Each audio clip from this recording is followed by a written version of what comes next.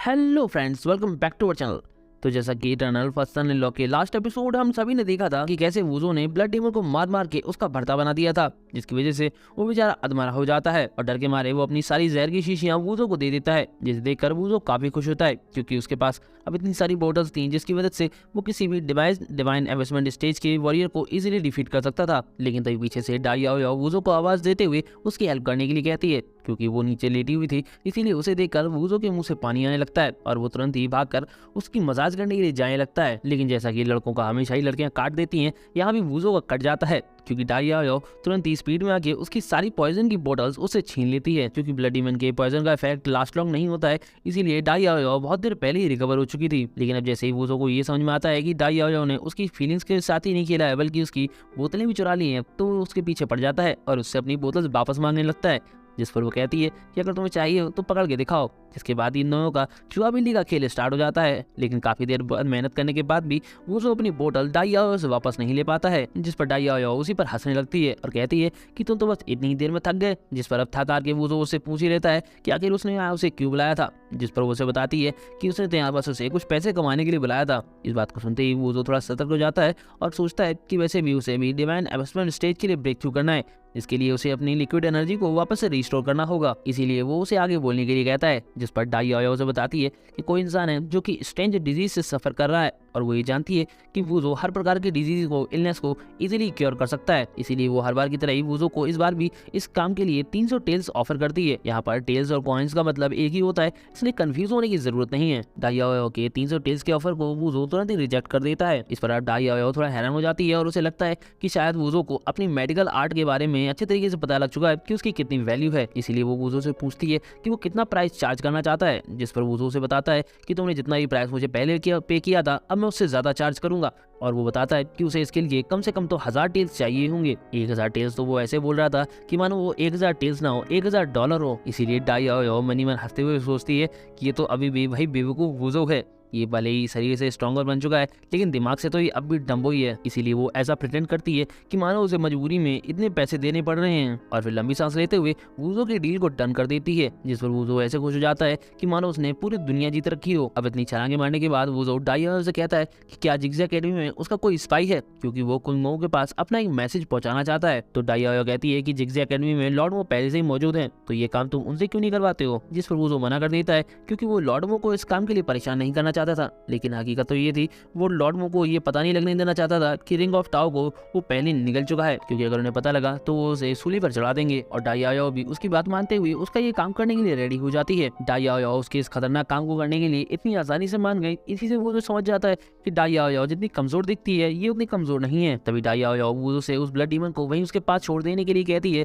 क्योंकि वो उसे मरने से पहले काफी टॉर्चर करना चाहती थी। जिस पर वो उसे ब्लड डीमन को अभी मारने से रोक देता है क्योंकि वो उसके जरिए अपना कुछ काम करवाना चाहता था। इसलिए वो डाई याओ से कहता है कि ब्लड डीमन प्रिंटर स्टेज पर है, क्या इसके बावजूद भी तुम इसे अपने कंट्रोल में कर सकती हो। जिस पर वो कहती है कि मैं इसे अपने कंट्रोल में तो कर लूंगी लेकिन तुम करना क्या चाहते हो। जिस पर वो तो उसके कान में खुसर करके अपना सारा प्लान बताने लगता है। प्लान को सुनकर डाई याओ मुस्कुराने लगती है और कहती है कि तुम बाकी बैड बॉय हो। और फिर प्लान के अकॉर्डिंग ब्लड डीमन को कंट्रोल करने के लिए डाई याओ उसके पास चली जाती है। डाई याओ को अपनी ओर आता हुआ देखकर ब्लड डीमन रो के चिल्लाने लगता है कि प्लीज मुझे शांति से मर जाने दो। लेकिन डाई याओ उसकी इस रिक्वेस्ट को इग्नोर करते हुए अपनी उंगली को काट लेती है और अपने ब्लड से वहां पर एक फॉर्मेशन क्रिएट करने लगती है, जिसमें से एक एनर्जी निकलकर ब्लड डीमन के अंदर चली जाती है, जिसकी वजह से ब्लड डीमन अब डाई याओ के कंट्रोल में आ जाता है और वो उठ खड़ा होता है और अपने मास्टर से उसके ऑर्डर्स की रिक्वेस्ट करता है। तो डाई याओ वूज़ो से पूछती है कि क्या उसका काम हो गया। जिस पर हम देखते हैं कि वूज़ो फटाफट एक लेटर लिख रहा होता है जिसे वो किसी के हाथों यूफेंग के पास भिजवा देता है। जिसके कुछ देर बाद हमें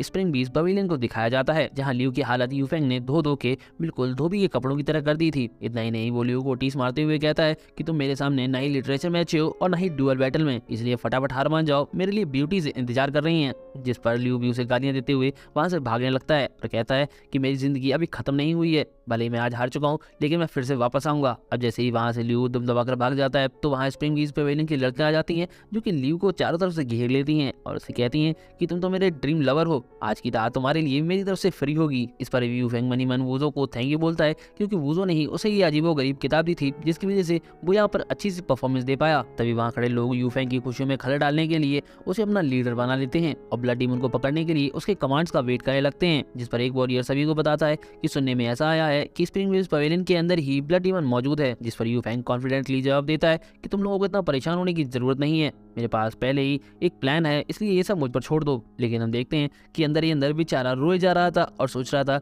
कि अब मेरी हेल्प कौन करेगा, मैं ब्लड डीमन कैसे ढूंढ सकता हूँ, मैं तो यहाँ सिर्फ लड़कियों के साथ ऐश करने आया था। तभी उसकी प्रॉब्लम का सोल्यूशन बनकर एक लड़की वहाँ पर आती है जो कि उसे एक लेटर देती है। लेटर को पढ़ते ही यू फैंग का चेहरा खिल उठता है, क्योंकि इसमें वूज़ो ने उसे बताया था कि ब्लड डीमन को उसने पकड़ लिया है और आगे का प्लान अब उसे किस तरीके से एग्जीक्यूट करना है। जिस पर यू फैंग भी देरी ना करते हुए सभी से कहता है कि तुम लोगों को परेशान होने की जरूरत नहीं है, अब मैं एक स्पेल को कास्ट करने वाला हूँ जिसकी वजह से डीमन खुद ब खुद बाहर आ जाएगा। और फिर सीरियस फेस बनाते हुए वो कुछ एन्चेंटिंग करने लगता है और वहाँ पर एक नकली सा फॉर्मेशन क्रिएट हो जाता है जिसमें से उसकी असली पावर निकल रही थी, यानी कि उसकी बॉडी से जो ऑरा निकल रहा था वो तो असली था, लेकिन वो फॉर्मेशन नकली था। लेकिन फिर भी वो एक तरफ इशारा करते हुए अपनी फिंगर से स्ट्राइक करता है, लेकिन पहले तो कुछ नहीं होता है। फिर अचानक से ही वहाँ पर ब्लड डीमन अपीयर हो जाता है जो कि धमाका करते हुए चीज़ों को थोड़ी बड़ी करने लगता है। ये देखकर यू फैंग थोड़ी राहत की सांस लेता है, क्योंकि अगर थोड़ी और देर हो जाती तो ये सीन बहुत ज्यादा ऑकवर्ड हो जाने वाला था। अब जैसे ही ब्लड डीमन की नजर वहां पर सभी लोगों पर पड़ती है तो वो सररुआ बन के वहां से तुरंत ही निकल जाता है। उसे वहां से भागता हुआ देखकर यू फैंग सभी लोगों को लेकर उसे मारने के लिए उसके पीछे चला जाता है। वहीं एक साइड में खड़ा होकर वूज़ो भी ये सब देख रहा था, जिस पर डाइया उससे पूछती है कि क्या तुम उन लोगों के पीछे नहीं जाने वाले हो, अगर कुछ गड़बड़ हुआ तो। जिस पर वो मना कर देता है कि इस सब की मुझे चिंता नहीं करनी है, क्योंकि मुझे पता है कि यू फैंग वहाँ पर सब कुछ अच्छे से संभाल लेगा। अगर आप लोगों को अभी तक समझ में नहीं आया है कि वूज़ो ने क्या किया है तो मैं आपको बता दूं कि वूज़ो ने स्प्रिंग व्हील्स पवेलियन के अंदर से ब्लड डीमन को निकाल कर सीधे ऑर्नेट हाउस की तरफ भेजा है, जहाँ जाकर वो कुछ तबाही मचाएगा और फिर बाद में यू फैंग के हाथों मारा जाएगा, जिसकी वजह से स्प्रिंग व्हील्स पवेलियन और ऑर्नेट हाउस आपस में भिड़ जाएंगे, जिसकी वजह से कोई भी जीएनके की मौत पर ध्यान नहीं दे पाएगा। अब चूंकि वूज़ो ने इस मैटर को फिक्स कर दिया था, इसीलिए अब वो डाइया से उस पेशेंट का नाम पूछता है जिसका वो ट्रीटमेंट कराना चाहती थी। जिस पर वो कहती है कि मैंने उन्हें पहले इन्फॉर्म कर दिया है, लेकिन उससे पहले मैं तुम्हें किसी से मिलवाना चाहती हूँ। और फिर वूज़ो को उससे मिलवाने के लिए उसे किसी और कोर्टयार्ड में ले जाती है, जहाँ हम शीमी को देख पाते हैं जो कि वूज़ो को देखकर ग्रीट करती है। उसे वहाँ देखकर वूज़ो भी एक पल के लिए हैरान हो जाता है और पूछता है कि तुम यहाँ क्या कर रही हो। जिस पर वो उसे बताती है कि सिस्टर डाइया मुझे अपने साथ यहाँ पर ले आई हैं। तो डाइया कहती है कि तुम तो इसे लीना सिटी में अकेला छोड़कर आए थे, जहाँ उसे कोई भी इजीली बुली कर सकता था, और वैसे भी तुम देखो ना इसे, ये कितनी प्यारी है, बावजूद इसके तुम इसे हमेशा से ही रेजिस्ट करते हुए आए हो, लगता है कि तुम शायद इम्पोर्टेंट हो। इम्पोर्टेंट का सुनते ही वूज़ो के सब्र का बांध टूट जाता है और वो उन्हें दिखाने लगता है कि एक असली आदमी कैसा दिखता है, और एक एक करके अपने कपड़े उतारने की कोशिश करता है।